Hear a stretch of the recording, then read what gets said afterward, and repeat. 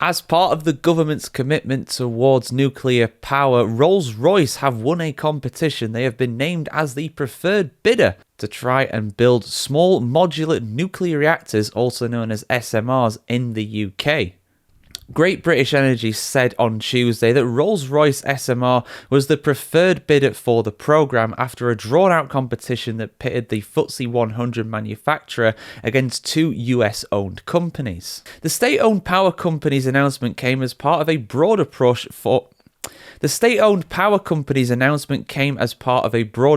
nuclear power by the British government, as it promised to invest over £14 billion in building the large Sizewell C power station in Suffolk in the south of England. The nuclear investments will form a key part of the spending review due to be announced by the Chancellor this week as the government tries to shift attention from a U-turn on winter fuel payments for pensioners, a very controversial issue right now in the UK. Sizewell C will produce around 3.2 gigawatts of power, enough for about 6 million homes. By contrast, Rolls-Royce's proposed SMRs will provide around 470 megawatts each. A government press release said that SMRs would collectively generate up to 1.5 gigawatts of electricity, suggesting that Rolls-Royce will be granted permission to build at least 3 SMRs. And for reference, going off the government's own numbers there, that's enough power for around 3 million homes. But what's the difference? What's the difference between these huge nuclear reactors and these smaller SMRs? Well, the big difference really comes in how they are produced. These SMRs are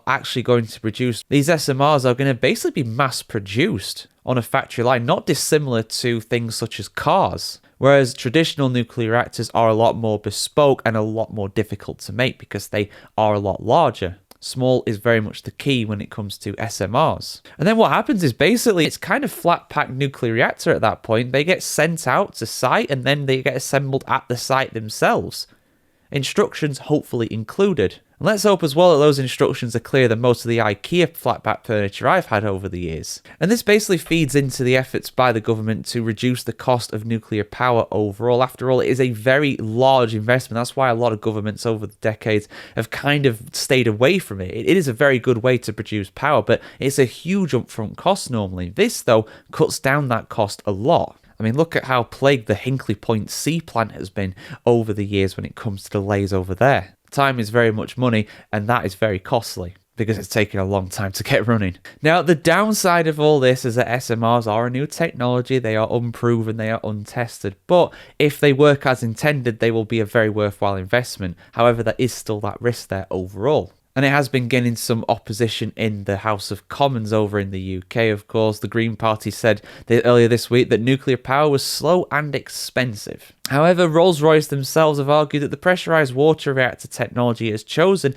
is well understood, and it will allow them to start generating power by 2032 at the earliest. The UK government hasn't released information on where these sites will be constructed, but we will of course find that out and bring you any news about it here on the channel as always, guys. However, the leading theory is that they are going to choose sites that have been decommissioned but have been used for nuclear power previously, such as Oldbury in Gloucestershire and Wilford in North Wales. I apologise if I am pronouncing that wrong.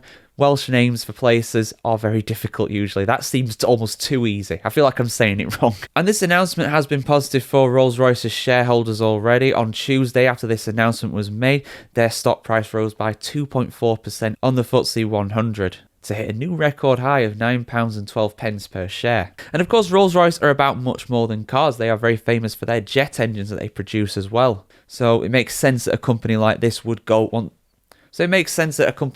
want to go into nuclear power as well. But yeah, there we go, guys. Your thoughts about this in the comments below. Nuclear, is it the future of energy generation in the UK, or should we be investing in other types of energy, particularly those that are truly renewable? I want to hear what you have to say in the comments below. Like, share, comment, subscribe as always if you want to see more of this. And have a fantastic day wherever you're in the world today, guys. And we'll see you very soon.